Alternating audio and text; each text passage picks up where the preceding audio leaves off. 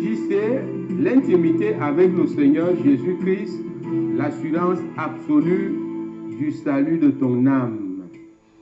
Alléluia, alléluia. Bienvenue, bienvenue à tous à l'ISJC International Ministry. Bienvenue au studio numéro 12 depuis Dallas. Que le Seigneur vous bénisse au nom puissant de Jésus-Christ. Je prie au nom de Jésus que toi qui regardes cette vidéo en ce moment, que ton cœur soit rempli de l'amour de Jésus-Christ. Cet amour pour lequel il a payé cher sur la croix. Que cet amour commence à remplir ton cœur au nom puissant de Jésus. Saint-Esprit, fais ton travail en amenant toute pensée captive à l'obéissance de la parole de Dieu. Merci Seigneur pour tout ce que tu fais et pour tout ce que tu vas encore faire. Je couvre le studio ici par le sang de Jésus-Christ. Et toi et toute ta famille soyez protégés par ce même sang. Et c'est en ce nom précieux et glorieux que nous avons prié. Amen. Alléluia. Je suis très content de vous retrouver dans le cadre de l'ISJC, l'intimité avec le Seigneur Jésus-Christ. Le plus haut niveau de la relation entre, n'est-ce pas, Dieu et ses enfants, entre Jésus-Christ et ceux pour qui il est époux. Il est époux. Jésus-Christ est déjà notre époux. Eh bien, nous en parlerons tous les jours. Et je vais t'exhorter ici à t'abonner, si c'est ta première fois, de regarder une vidéo de l'ISJC pour ne pas rater ces enseignements qui sauvent réellement, ces enseignements puissants qui transforment aussi la vie. Et il faut surtout partager pour sauver une âme quelque part. L'Église a besoin d'être véritablement sauvée. Et ceux qui sont aussi encore à l'extérieur ont besoin d'un message qui donne la vie. Alléluia. Aujourd'hui, c'est comme une exhortation, je vais exhorter quelqu'un ici à aimer réellement le Seigneur Jésus-Christ. À aimer le Seigneur Jésus-Christ. Pas exactement du même amour, parce que nous sommes des humains, nous avons des limites. Il a payé le plus grand prix. Il a déjà tout fait. Mais pour qu'il fasse encore, il demande que tu fasses aussi un pas. Que tu fasses un pas. Alléluia. Depuis que tu es dans le Seigneur, Jésus-Christ t'observe. Il t'observe. Alors, comment aimer Jésus-Christ? Comment l'aimer? Nous allons un peu parler de ça. Comment aimer le Seigneur?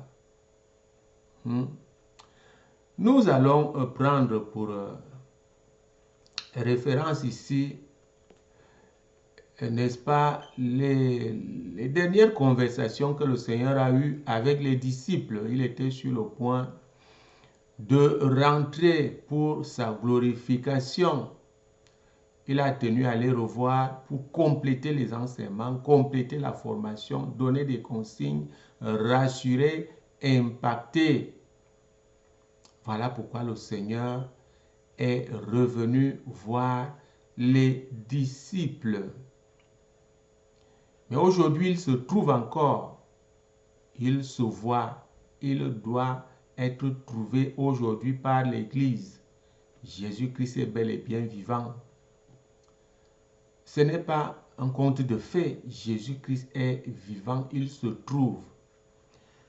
Eh bien, avant de le trouver, parce que Watchman a dit que le christianisme est une révélation face à face personnelle du Seigneur Jésus-Christ. C'est donc un chemin, c'est des enseignements. Vous comprenez? avant d'arriver à cette étape-là, tu peux déjà prendre la décision de l'aimer. De l'aimer. Vous comprenez? De l'aimer. Et nous pouvons d'abord comprendre une chose. Jésus-Christ est jaloux. Il est jaloux. Dieu est jaloux.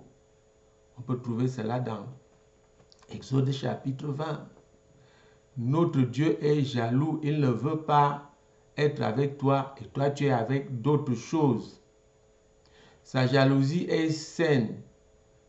Ce n'est pas une jalousie malsaine. C'est une jalousie positive, constructive, qui a pour but de te protéger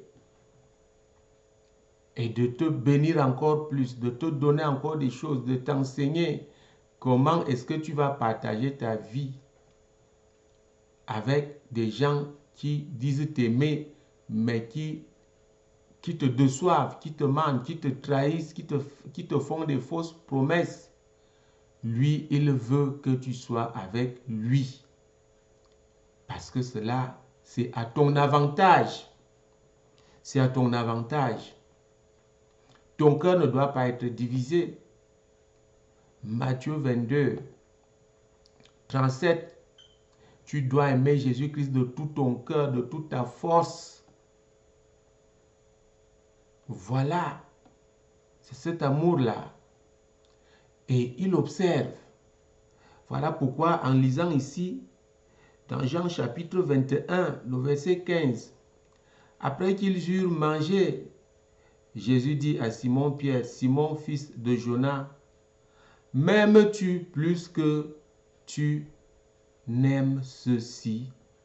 Nous corrigeons un peu parce que je ne sais pas si c'est volontaire, mais il y a vraiment une volonté de détourner, n'est-ce pas, la compréhension de la parole de Dieu. Ce qui peut sauver, on détourne et on plaque autre chose.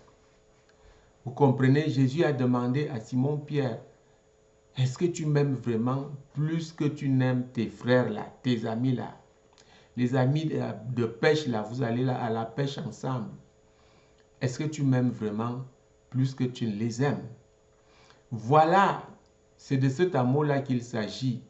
Jésus-Christ veut qu'on l'aime plus que toute autre chose. C'est en ce moment-là aussi qu'on a donc tout de lui, qu'on a tout de Jésus-Christ. Si nous l'aimons de cet amour-là, il veut se rassurer que ce cœur n'est pas partagé. Quand le cœur est partagé, les problèmes commencent. On n'est pas concentré sur ce qui nous donne la vie et la vie éternelle. Jésus-Christ veut que tu l'aimes de tout ton cœur. C'est pourquoi il pose cette question à Pierre. Quand Jésus-Christ veut t'élever, quand il veut te donner des responsabilités, il doit se rassurer que tu l'aimes. Que tu l'aimes sincèrement et non pas faire semblant. Il voulait se rassurer que Pierre, n'est-ce pas, restera faire le travail. Il a confié l'Église à Pierre. Jésus-Christ veut te confier les responsabilités aujourd'hui même. Il veut t'utiliser. Mais est-ce que tu l'aimes vraiment? Es-tu à l'église parce que tu aimes vraiment Jésus-Christ? Ou on t'y a amené de force? Ou bien pour faire plaisir aux gens? Ou alors pour exercer une quelconque domination, une influence, une manipulation? Non. Aime sincèrement Jésus-Christ. La question qu'il a posée à Pierre là. Il voulait vraiment se rassurer. Il dit, paie mes agneaux, paie mes brebis. Ça veut encore dire que tu prétends vraiment servir Jésus-Christ ou même servir Dieu. La chose la plus essentielle, c'est de l'aimer d'abord. D'aimer d'abord Jésus-Christ. De l'aimer sincèrement. C'est en ce moment qu'il te dit, paie mes brebis. Paie mes brebis. Quand nous voyons ce qui se passe, on ne connaît même pas Jésus-Christ, mais on le sert. Ça veut dire que, comme on le sait là, lui-même n'est pas là. Il n'est pas là, c'est le vent qui sort, c'est le bruit qui sort. Et on voit comment les vies ne sont pas transformées. Jésus-Christ veut qu'on l'aime. D'un amour sincère, non pas un amour partagé. Ça commence par ce genre de choses. Jésus est vraiment mon numéro 1. J'ai déjà entendu ça. Jésus est ton numéro 1. Ça veut dire qu'il y a un numéro 2. Là, il y a un problème. Il ne veut pas la cohabitation. Le numéro 2, là, est caché où? Il est caché où? Dans ta voiture, au bureau, dans tes affaires, dans ta chambre. Ça veut dire que de temps en temps, tu vas voir le numéro 2. Infidélité, c'est l'infidélité. Jésus-Christ voit tout ça. Jésus-Christ ne veut pas le numéro 2 là. Moi, j'ai toujours dit, il est le numéro 1 dans ma vie. Le numéro 1 et rien que le numéro 1. Il n'y a pas un autre numéro derrière. Vous comprenez? 1 à l'infini. Tu veux t'attacher à Jésus-Christ, mets cette conception dans ta tête. Il est le numéro 1 jusqu'à l'infini. Il n'y a pas un autre numéro derrière. La question qu'on peut toujours se poser, c'est comment l'aimer? On commence par ses écritures. Dans Jean 14, 21 et 23, c'est lui qui m'aime, garde mes commandements. Et ceci est que même le Père se joint à cet amour-là. Et dit, le Père et moi, nous allons faire notre demeure chez toi. Vous comprenez? Parce que quand on garde les commandements, quand on met la parole de Dieu en pratique, il faut même d'abord la méditer. C'est en ce moment-là qu'on aime Jésus-Christ. Pourquoi? Parce que c'est ça qui constitue sa souffrance aujourd'hui. La désobéissance, la méchanceté programmée. La méchanceté programmée dans le monde et même à l'église. C'est ça qui fait mal au Seigneur Jésus. Jésus-Christ voit la méchanceté du monde. Il voit la confusion à l'église. Il voit aussi tout ce qui peut entraver l'avancement du royaume. Alors, si tu aimes Jésus-Christ, il veut que ton cœur soit libre pour l'aider. Pour l'aider, quand je dis l'aider, ce n'est pas qu'il est incapable. Il veut que tu portes, n'est-ce pas, cette peine qu'il porte quand il voit les tueries programmées, quand il voit la dictature programmée, quand il voit, n'est-ce pas, les mauvais actes commis par les hommes à l'extérieur ou à l'intérieur de l'église. Il veut que quelqu'un soit là à ses côtés pour prier, pour intercéder, pour lui dire, calme-toi, je suis là. Je suis là avec toi. C'est la vie que nous menons avec lui. Il m'a dit, l'Église doit connaître ces choses. L'Église doit être véritablement sauvée, rien qu'en s'attachant au Seigneur. 1 Corinthiens chapitre 6, verset 17. Attache-toi au Seigneur et ton esprit devient même esprit avec son esprit. Finalement, c'est l'esprit qui va te diriger. L'esprit du Seigneur qui va te diriger. C'est en ce moment-là que tu es sûr d'être sauvé. Jésus-Christ ne te veut pas avec ce cœur rempli de problèmes. Une épouse dont le cœur est rempli, trempé, absorbé dans les problèmes. Alors, quand est-ce que ton cœur est vraiment à lui? Alors que tu dois l'aimer de tout ton cœur, de toute ta force. Vous comprenez? Il faut aimer Jésus de cette façon-là.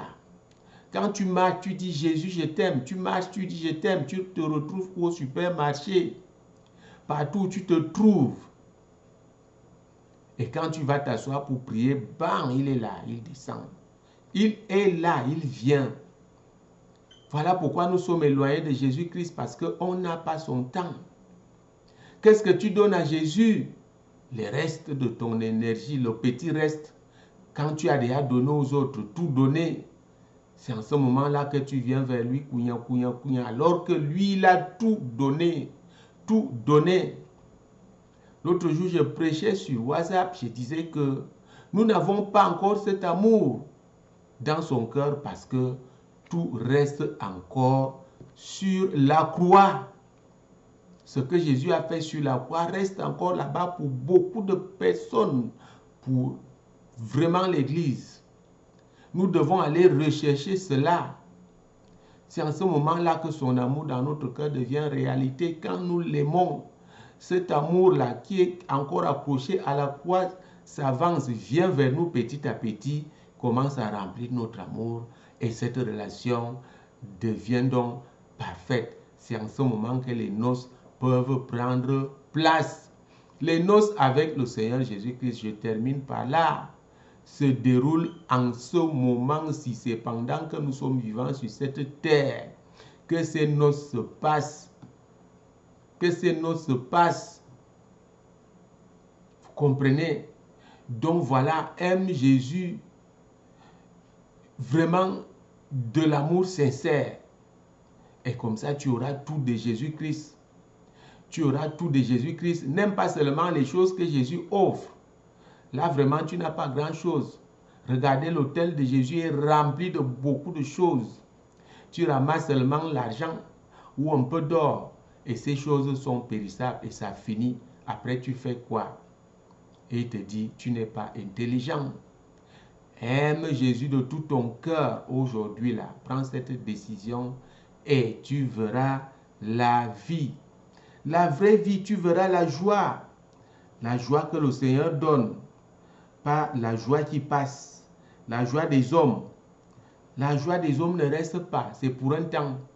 Après, c'est la souffrance, c'est des querelles, c'est des mauvaises paroles.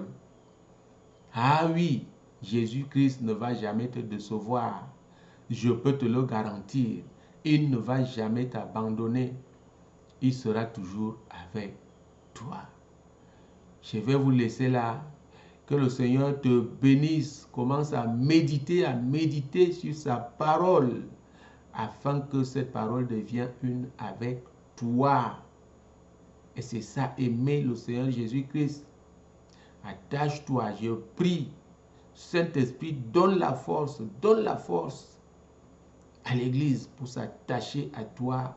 Au nom puissant de Jésus-Christ, nous avons prié. Amen. Alléluia. Jésus-Christ est vivant, Dieu n'a pas de fin et les miracles continuent.